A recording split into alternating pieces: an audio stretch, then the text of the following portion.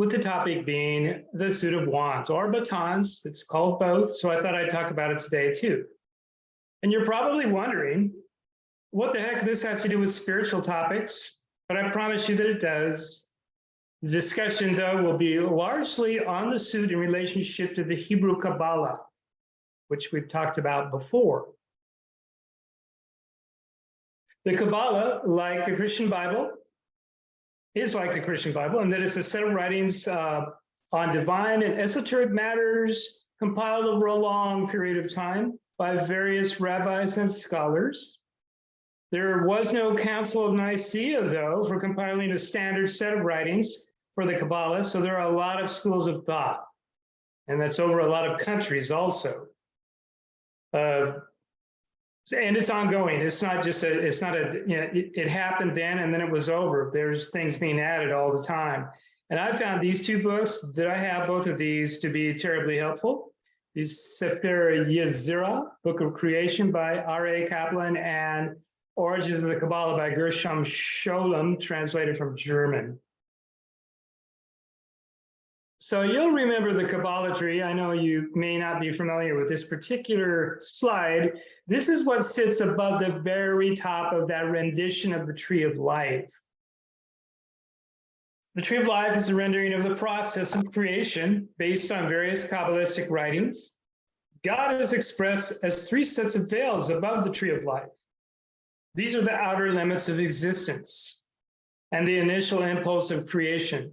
The highest is Ein, translated as nothing. Here we are in Ein. This was just when God was all there was.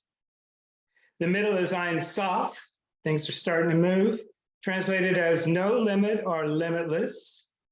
The third, which is closest to the Tree of Life, at the very top of the Tree of Life, is Ein Sofer, which translates as limitless or eternal light.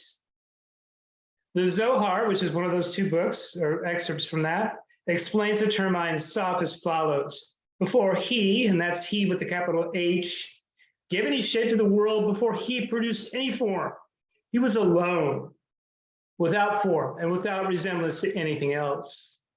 Sounds lonely. Who then can comprehend how he was before the creation? Hence it is forbidden to lend him any form or similitude, or even to call him by his sacred name, or to indicate him by any single letter or single point.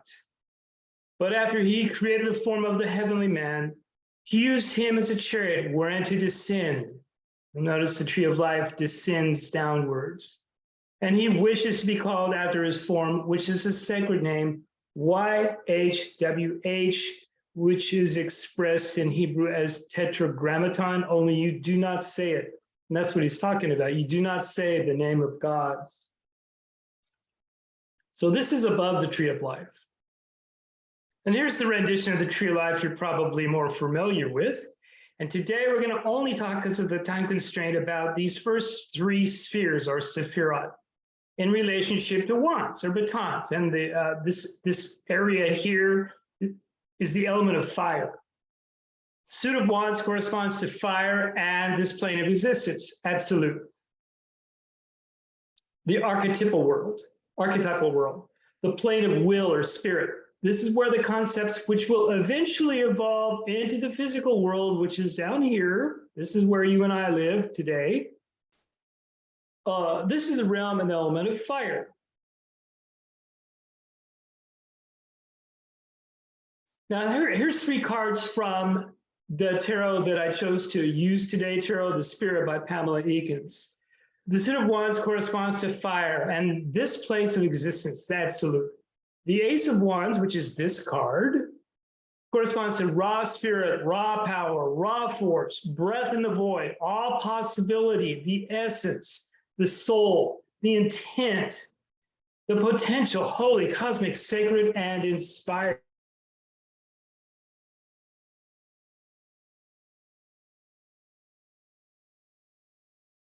Top Sephirot on the Tree of Life. This is the point at which your internal will is powerful and driving. Let me digress here for a minute. This glyph here with the triangle pointing upwards is the glyph for fire. This sort of ghostly triangle pointing downwards is the is the glyph for water, and I'll explain what that has to do with this in a minute. This is the new this is what which your internal will is powerful and driving. It's the very beginning of the fire. It is the source of all action and movement and the will of your spirit. This is a new project, love, a new love, adventure, or spiritual quests. At the ace, you're dealing with the yang energy pattern within yourself. Oh, lost my space here. Hold on. Oh. In Chinese philosophy, it is the active, positive, masculine force or principle. Take care as you are dealing with fire in its most uncontained form. To achieve proper attunement, guess what? This creative surge will need to access your feminine or yin side, because it will run rampant. It will give you the permission, space, and freedom to open to new possibilities. A balance of male and female energies within you will allow you to expand and grow with flexibility. Ergo, the glyph of water.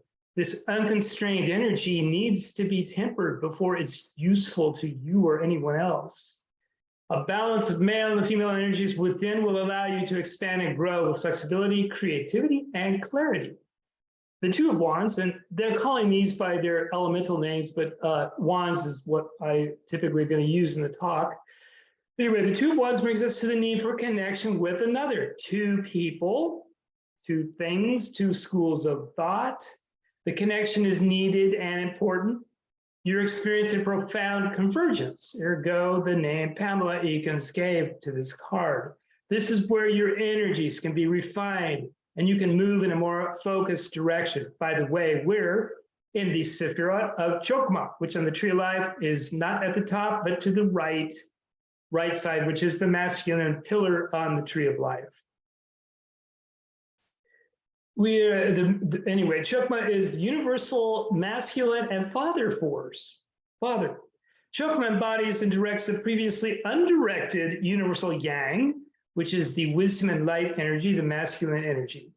God directs his energy towards Bina, which is the next Sephirah. If you go straight across, you're on the pillar of severity, the feminine pillar. So we need those two to be balanced or things will run amok. God directs his energy toward Bina, the internal pool of emotion, and the third Sephirah on the Tree of Life, which would be this card here, the Three of Fire.